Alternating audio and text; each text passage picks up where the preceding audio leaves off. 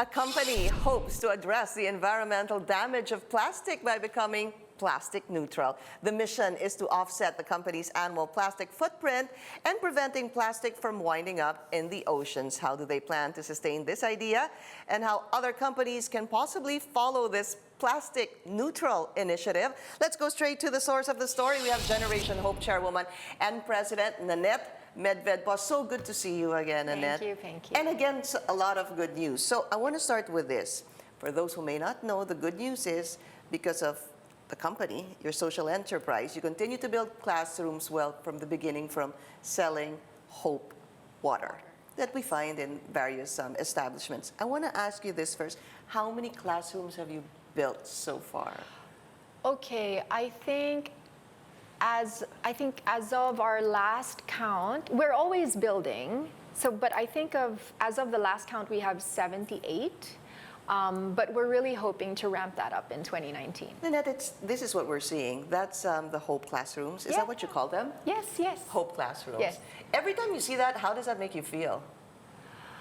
You know, it's always fulfilling to see something like that. But the truth is when I see a classroom, a Hope classroom, I don't see so much a classroom. What I see is the effort of millions of people around the country who made a decision to build it, because I didn't build it. Right. I just have an idea, and I have a company of great people who work every day to make sure that the decision of millions of people gets funneled into building classrooms, right? So when I look at that, that's 2 classrooms, that's 1 million people who made a decision to build that classroom. And nameless, faceless people who really are doing great things. And now the good news is you're going a step further. Right. By announcing that Hope has been plastic neutral for the past, I would say 13 months, because it's been more than a year. Right. So first is, what really is being plastic neutral? What does that mean? Okay, so what we decided to do is, when I started Hope in 2012, the issue of plastic wasn't really there yet, or at least it's not as urgent as we see it today. And so I didn't think that there was necessarily an evil in selling bottled water, right? So, but as time went by, we realized that plastic was a bigger and bigger problem. And so the team, in fairness to everybody at Hope, we all came together and said, well, we don't want to solve one social issue in education by creating another problem in plastic. So if we're willing to put money behind building classrooms, we should be willing to put money behind getting rid of our plastic footprint. So we spoke to all of our accounts to make sure that they were on board to, be good about plastic. And so we say, okay, for every product we sell, we weigh the plastic and say, okay, just for round numbers so we don't confuse anyone, let's just say there are 10 grams of plastic in a bottle. We then assign a value to that 10 grams. So let's just say it's 10 centavos for the sake of the discussion. Comparison. Right. So every time if we're willing to put 1 peso to building classrooms, we tell our accounts, do you mind if we put 90 centavos to build classrooms and 10 centavos to make sure that plastic doesn't wind up in the ocean or in our waterways or in our food chain? And of course, accounts, all of them are like, absolutely, but they've just never had a mechanism to do it before. So what we do is... What do you do? How does that happen? We take that money, that 10 centavos, per bottle.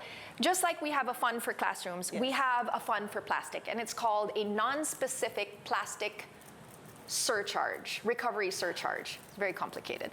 And the reason why we call it non-specific is we say, okay, for 2018, if we put out 100 tons of plastic into the market, we then work with our partners to make sure that we remove 100 tons of plastic post-consumer. Okay. So usually that's in the LGUs. Right. Now, it doesn't need to be, if I'm going to recover Hope bottles, forget it. We'll never be able to do it.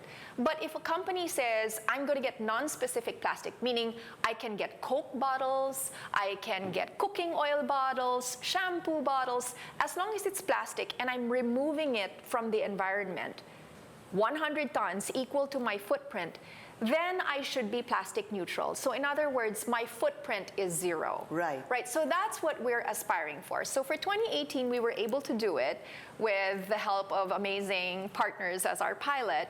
We're going to continue to do it, and hopefully other people will want to do it as well, because the truth is hope is not as big as our 800-pound gorillas in the market. So even if we do it, it's not enough to feel an impact. But if the large companies decide to do it, then you've got scale and you can really make a difference. Isn't it the best that a smaller company can actually think of something like this and say that we hope that the bigger companies can possibly follow suit? Yeah, but I just want to be fair, okay? I think that we can do it because we're small and Right. very agile. I don't think there is a lack of desire of the large companies to do it, because the truth is and Alexi's here today, we've spoken to the large partners. They all want to do it, but they kind of lack a mechanism. Right. So I think, whether it's your Procter & Gamble, your Unilever, your Nestle, they all want to do this. And what we're doing is we're a little bit of a guinea pig, right? And so our operation is quite simple. Theirs will be much more complicated. So they'll come up with another iteration maybe Right. of what we're doing.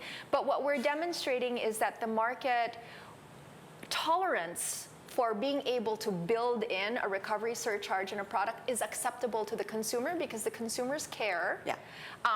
The truth is these big consumer companies, they all want to do something. So I think the last bit is that you really just need to be able to convince the LGUs to, and there are partners like our partners who co-process, they're willing to take the capacity, but you really need the LGUs to cooperate, because that's where the garbage is collected. They collect the garbage. I noticed just before our segment, right earlier on in the show, exactly. So if the LGUs cooperate, since they collect the garbage and work together with processors, that doesn't need to wind up in the ocean. Right. Right. And I was thinking about that. Actually, Nanette and I were talking about it during the break. Problem possibly also is technology. Yes. Because I don't know, does the Philippines have the technology to deal with this? Okay, so we had to shop around a lot at Hope to find the best partners, so that we were making sure that it was processed environmentally, Right. compliant. The truth is we don't have all that wonderful technology that the first world companies have, but we don't lack in options. So our partners at Republic Cement, and then you've got Wholesome, just to be fair, because I don't want to make it look like I'm promoting just one company. Yeah. Wholesome does it as well. You've got Green Ants, our partners for building. It may not be a perfect solution, but good shouldn't be the enemy of great, right? So while we're waiting for better solutions, we should still try and do something. And these are very good solutions that people can take advantage of, and they are absolutely willing, but what they lack is the cooperation of the LGUs to make sure that they are getting the kind of feedstock they need to process the Nanette, plastic. isn't there a law that actually covers this? Yeah. Well, we all know that. That's the problem. So But we're not sometimes- lacking in laws and regulation. No, It's and there. I don't think that it's necessary. It helps to have better laws. I hear there's a bill in the House now that will take this a step further. But I don't think there's necessarily a lack in legislative and I don't think there's a lack in desire on the part of consumers or on the part of consumer good companies. I think the missing link is kind of at the point of collection, because right now, the garbage is being collected and presumably being put in landfills. It's not always being put in landfills. But the landfills, there's a capacity to that. And if you hear about Metro Manila having anywhere between 3,500 to 8,000 tons of garbage a day, right? At some point you exhaust that. And the truth is if you can convert that to a productive resource in waste to energy or in upcycling, right, to upcycling to more value add products, then we should do it. There's absolutely no reason we shouldn't. I think the key really is to start looking forward, being more proactive. Right. It was key when you said that in 2012 when you started Hope that you wanted to help. build classrooms through your bottled waters. But you didn't think about how that could possibly affect the environment. And here you are now, looking forward. And one of the biggest stories I always remember is that the Philippines is the third largest contributor to ocean plastic. Yes, we are. And that's an embarrassment, right? I mean, I think partially that's due to the fact that, one, we don't have great collection systems in place, and two, as you said, we lack the technology. But the truth is and there's actually there's a meeting or a symposium that's coming up, being put up by the Embassy of Canada. And they're going to be talking about the new technology and inviting the LGUs. And I think if you can, if they can realize in the same way that we realize that this is really such a big problem. Needs to be addressed. Needs to be addressed. And I don't doubt the political will of the Filipino to make it happen.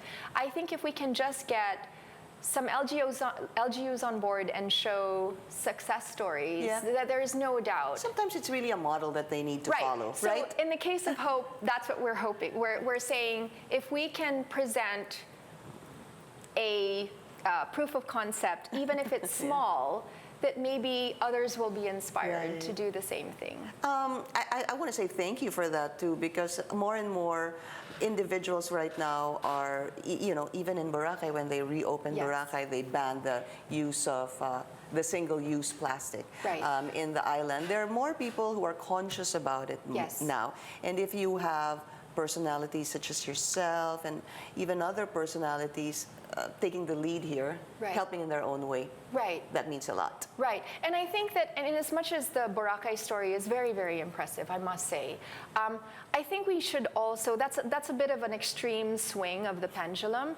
I think that banning single-use plastic altogether is not realistic on a large scale, only because there's so many products. I mean, forget water, because I don't want to look like this is self-serving, but there are so many products that rely heavily on single-use plastic for safety, for cost, right? Whether it's in medicines or just delivering food safely to the majority of the population. It's just currently there isn't an alternative. So I think to just say plastic is evil is probably not the right answer. It's not also right to think that, but I guess it's also minimizing the use. So where you can, just like in the case of Hope, we for customers who can afford to not use plastic, we give them the option of using Tetra Pak or reusable bottles so that you can just refill. But for those who cannot, we say, if you can't get rid of it, you must be responsible for recovering that plastic, right? So I think that's what we're trying to introduce, is the idea that the manufacturers have to, if they cannot come out of the plastic packaging, they must make some sort of commitment to make sure that that is processed safely after use. So just very quickly, as individuals, what can we do? I think just the little things that we can possibly do. So I'm almost tempted to say the cheesy thing and say, segregate your trash and all of that. But the truth is I think that the big opportunity is not so much in one person segregating their trash. I think that's helpful. I think what's more helpful is if you lobby your LGU and ask them, what is your solid waste plan? Because that is important to me.